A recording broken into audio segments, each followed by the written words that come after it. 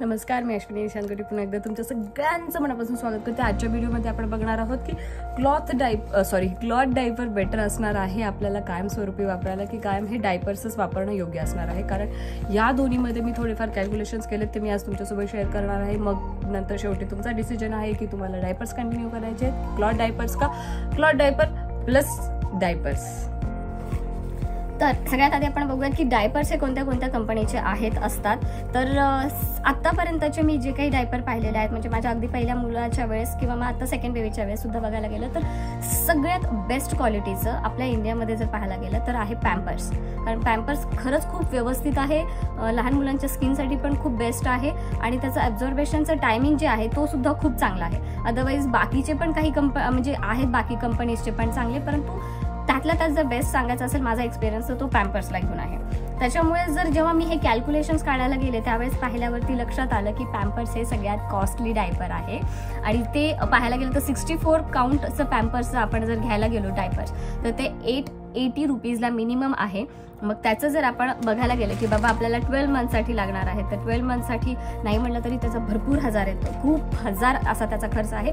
आणि तसा जर बघायला गेलं तर पॅम्पर्स आहे, हगीज आहे, बेबी पॅन्ट्स आहे, परत मॅमी पोको पॅन्ट्स आहे, लव्ह लॅप आहे आणि लिटिल्स आहे। आता राहिला प्रश्न लिटिल्सचा बघायला गेला तर ते करीना कपूरची ॲड बघून मी सुद्धा लिटिल्स हे ट्राय करण्यासाठी घेतलेलं। तर तुम्हाला सांगते माझ्या अनुभवावरून की कोणत्याही मोठ्यातली मोठी ॲक्ट्रेस असू दे नाही तर कुणीही असू दे, आलिया भट किंवा करीना कपूर, त्यांची तोंड बघून तर कधीच डायपर्स घ्यायच्या भानगडीत पडायला जायलाच नाही पाहिजे। कारण की ह्या लिटिल्सला घेऊन असं आहे की अगदी ते 12-12 तास चालतं आणि काहीच नाही, तिला फीड करायसाठी वेगळं उठावं लागतं, परत सुशीसाठी सुद्धा वेगळं उठावं लागतं। असं जर त्रास नको असेल आणि बेबीची झोपमोड सुद्धा होणे असं होत असेल तर त्यासाठी काम चलाऊ म्हणून आपण लिटिल्सचं वापरायला काहीच हरकत नाही आहे।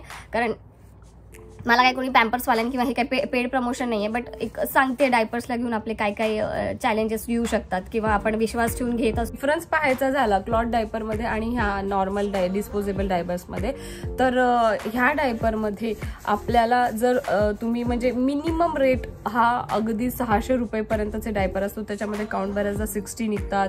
तर मग 60 जरी डायपर तुम्ही कन्सिडर केलात ना तरी सुद्धा ते 1 महिनाभर जातच नाही, कारण दुपारी पण वापरायचं असतं, ते रात्री पण वापरायचं असतं। तर 60 काउंट हा पुरेसा होत नाही, कारण बाळाने शी केली तर तुम्हाला डायपर इमिजिएट चेंज करणं खूप गरजेचं आहे। अदरवाईज बेबीला डायपर रॅशेस होण्याचे खूप जास्त चान्सेस असतात आणि त्याचा त्रास मुलांनाच देखील होतो। त्याच्यामुळे शी केली की इमिजिएट डायपर चेंज करून टाकायला हवं।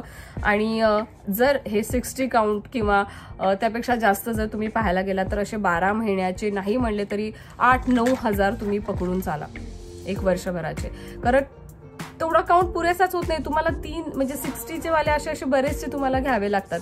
त्याच्यामुळे जर ह्याच्यामध्ये काही जर बेस्ट डील करायची असेल तर मी एक्सपिरियन्स केलेला क्लॉथ डायपरला घेऊन असा आहे।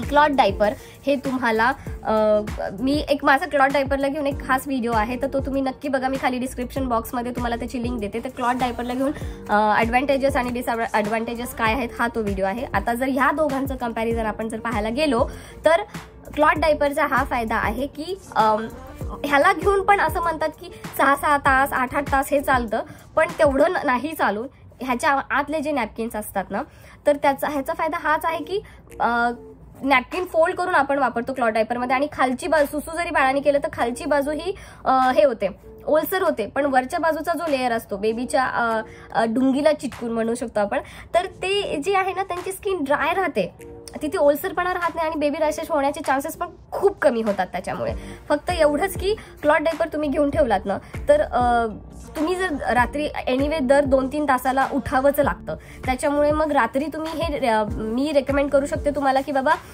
तुम्ही हे 2-3 तासानंतर ह्याच्या आत असणारं नॅपकिन चेंज करा आणि ह्याच्यावरती दुसरं नॅपकिन लावायचं आणि हे तुम्ही परत रियूज करू शकता। राहतो प्रश्न फक्त नॅपकिन धुण्याचा, तो आपण धुवून वाळवून रियूज करू सुद्धा शकतो। त्याच्यामुळे हे डिस्पोजेबल नाही आहे। फक्त एवढंच आहे की हे आता ह्याला घेऊन असलेल्या ज्या काही बेसिक गोष्टी की हे किती महिन्याच्या बाळाला वापरायचं किती नाही, ते कसं होईल काय होईल, तर ह्या माहितीसाठी तो व्हिडिओ तुम्ही नक्की बघा। तर ह्याचं जर कॅल्क्युलेशन सांगायचं झालं तर हे 500 ते 600 रुपयेमध्ये 2 डायपर्स येतात विथ आतलं नॅपकिन। आणि जर तुम्हाला असं वाटत असेल की हे एवढं पुरेसं नाहीये तर त्यासाठी आपण काय करू शकतो की सेपरेट ह्या क्लॉथ डायपरसाठी वेगळे नॅपकिन सुद्धा भेटतात। कारण मला असं झालेलं की 2 तासानंतर हे बदलावं लागतंय, तर मग त्याच्या बदल्यात आत नॅपकिन चेंज करा आणि त्याच्यात जर बाळाने नेमकी शी केली तर मग तेही तुम्हाला धुवावं लागतं नॅपकिन, मग राहतं काय बाकी, असं होतं. त्याच्यामुळे मग 3 डायपर मी एक्स्ट्रा घेतले, जेणेकरून हे वाळवलं तर आपल्याला स्पेअरमध्ये एखादं असावं, जेणेकरून तुम्ही नॅपकिन हे चेंज करून परत बाळाला तुम्ही वापरू शकता. तर याचा जर खर्च पाहायला आपण जर गेलो तर क्लॉथ डायपर हे तुम्ही 600 रुपये पकडून चाला. 2 डायपर येतं, हे विथ नॅपकिन येतं आणि त्याच्यामध्ये हे सगळ्यात मेन फायदा तर हे रियुजेबल आहे. त्याच्यामुळे तुम्ही हे दर 2-3 तासाला चेंज केलं की त्याच्यामध्ये ड्राय फील पॅड म्हणून भेटतं, जे 3 असतं, त्यापेक्षाही जास्त असतं. नुसतं नॅपकिन्स भेटतात, तर ते साधारण येतं 350-400 रुपयेपर्यंत.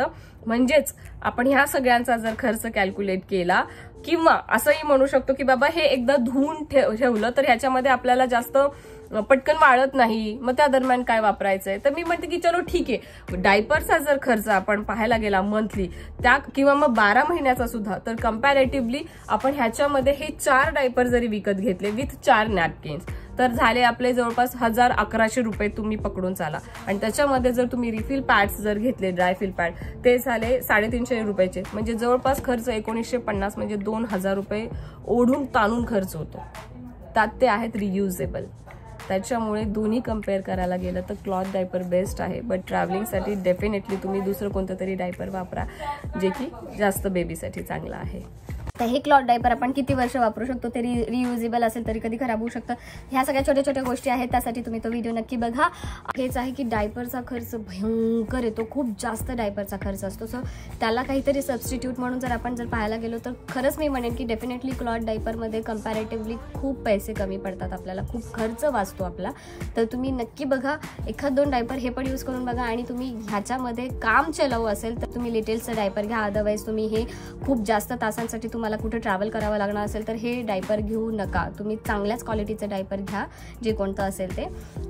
तर मग बघा की ह्या 2 गोष्टीला घेऊन कंपॅरिझन असलेलं आणि कॅल्क्युलेशन्स असलेलं मी तुमच्यासोबत कॅल्क्युलेशन्स जे काही आहेत ते मी तुमच्यासोबत शेअर केलेले आहेत.